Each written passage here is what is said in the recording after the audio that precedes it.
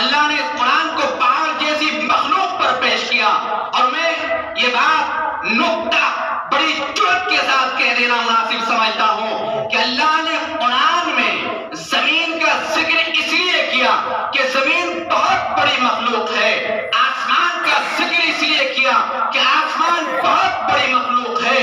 اور پہاڑ کا ذکر اس لیے کیا کہ پہاڑ ایک بھاری بھرکم اور بہت بڑی مخلوق ہے.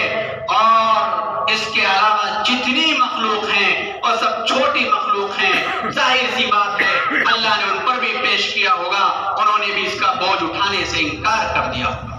جب اتنی بڑی مخلوقوں نے بوجھ اٹھانے سے انکار کر دیا تو زمین پر رینگنے والی مخلوق اس کی کوئی حیثیت نہیں.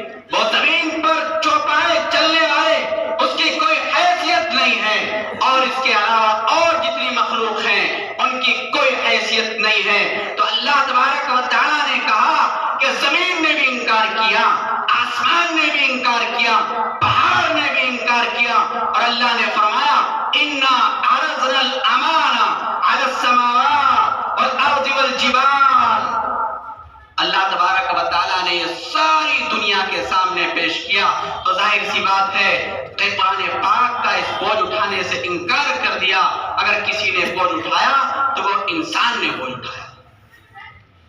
اللہ تبارک و تعالیٰ نے انسان کو وہ اہمیت عطا کی کہ جس کی وجہ سے وہ انسان زمین پر, آسمان پر, پہاڑوں میں, دریاؤں میں, سمندروں میں, کہکشاؤں میں, سب جگہ پر افضل اور سب سے اعلیٰ بن گیا.